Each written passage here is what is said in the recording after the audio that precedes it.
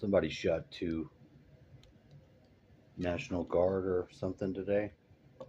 I don't actually know. I don't. Somebody in D.C. Some guards straight shot them, killed them, both of them. I don't know why people do stuff like that. They lose their mind and then they murder somebody that has no business being murdered, and it's totally rude. Doing murder is a rude thing to do.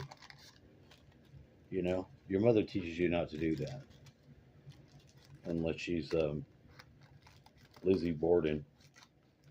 I'm not sure she had any kids.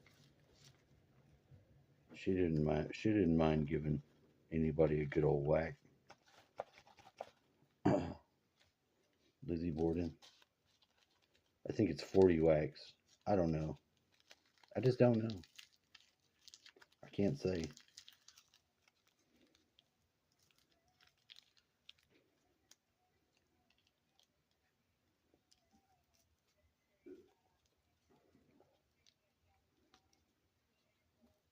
This afternoon, Duber.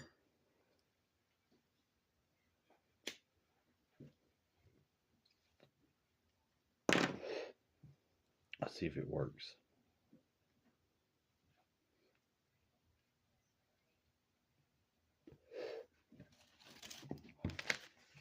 All signs point to yes.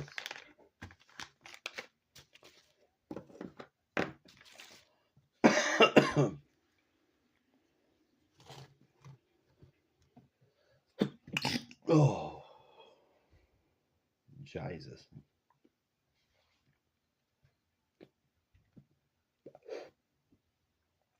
What is a skibidi doo toilet? What is that? Why is this? Hey, whoa. Black when you buy me. I don't know where that joke was going. I do want to ask what a skibidi doo toilet is. I know it's a character, but what is the backstory? What's the backstory to the skibidi doo toilet?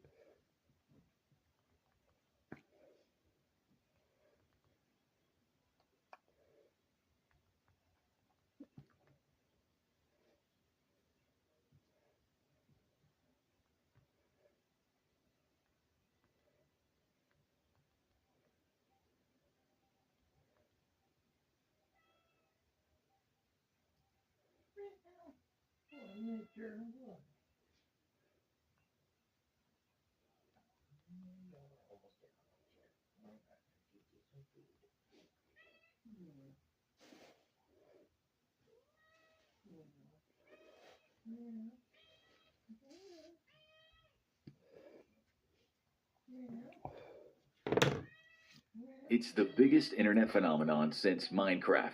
Arguably more popular right now than the Marvel Universe, drawing in more viewers than the season finale of Game of Thrones, a TV show that is way less violent.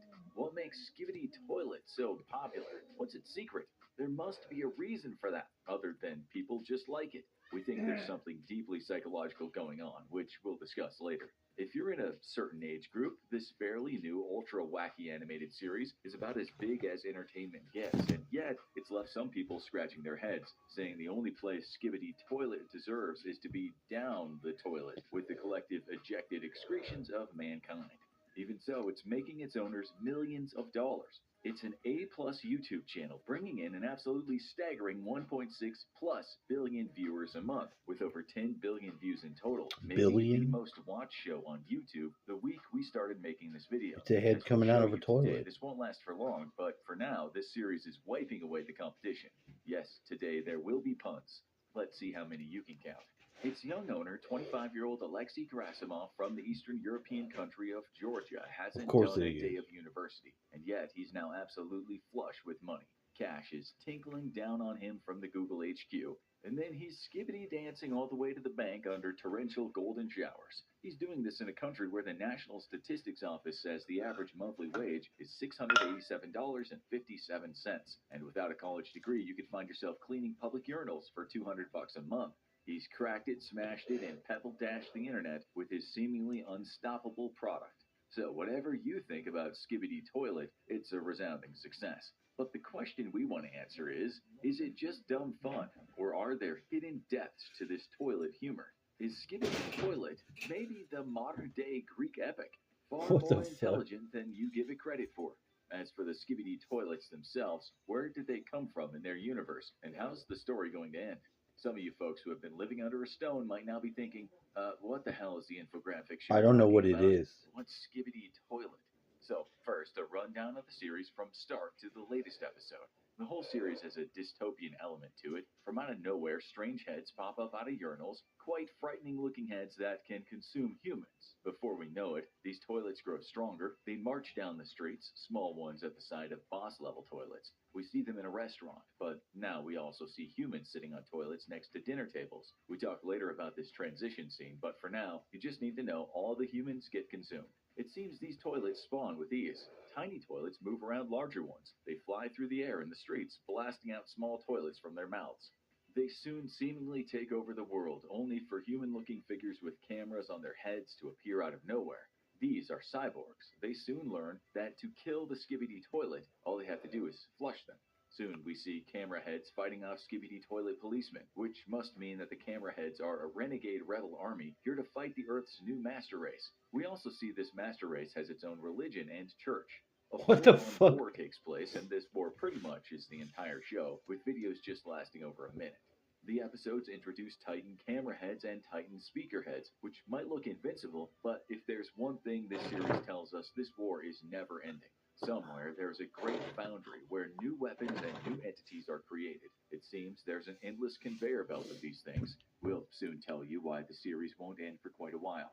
We see parasite toilets that can get into the enemy and control their minds, making them fight against their own side. Then we see a TV head, which can emit a beam of light that kills the toilets, only for the toilets to come back and wear dark sunglasses to resist the light. At times, we see a giant TV head that's armed with huge speakers, and when it blasts out an earth-shaking organ sound, the toilets explode. Even after defeat, the toilet heads are relentless. It seems they're fighting under some kind of Nazi-esque propaganda.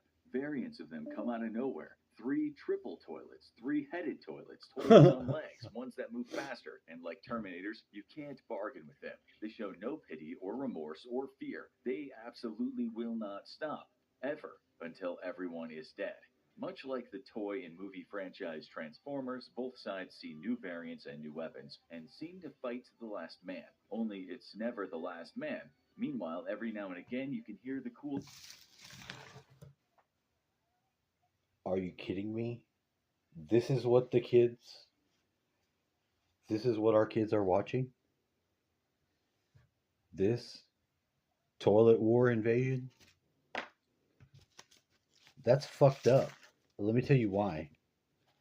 Because on the good guy's side, you have spy camera and cyborg. What the fuck? That's the best the humans can mount to resist. We have cyborg and camerahead. Frankly, that's disturbing. That's not what I wanted to hear. That's not what I wanted to hear at all. I hope for a lot better than that. You can always mount a defense. We don't need camera heads. You need something like this. You know, right there to the little face poking out the toilet. The last thing you need is a camera for that. Yeah, you don't want to look at it. But hey, what do you know? Eastern European humor from Georgia. People were being really rude to Peter the Insider too, which I think is pretty chicken shit. It's pretty chicken shit. there were some guys from Texas. They got arrested, but their plan was to recruit a militia of homeless people from DC. They were going to go and take over a Haitian island that had 150,000 people. They were going to kill all the men and take the women as sex slaves and the kids. And they foiled their plan because they arrested them, you know. But like one of the guys he took a command and control class in Dallas. They said he got kicked out of that though. But then he went to take a boating class in Thailand. Which, you know, I think he just went to Bangkok because he was a pervert. All that bullshit about the boating school? No.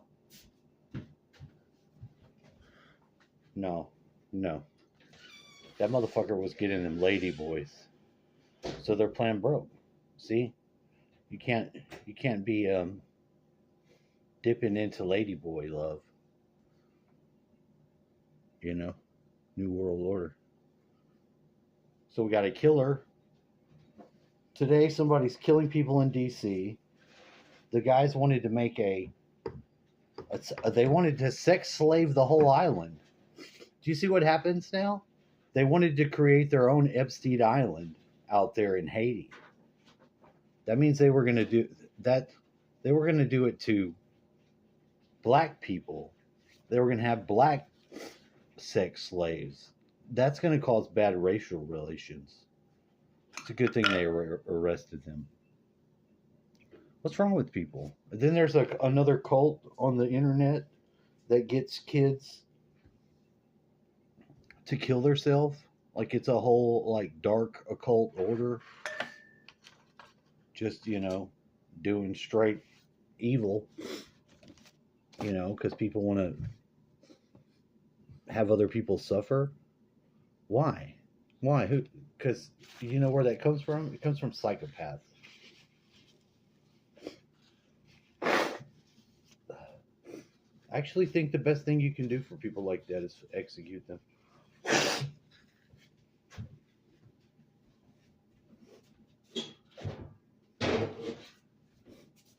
I saw the mugshot. And when I saw it, I thought, I locked in. I looked at this guy in his eyes.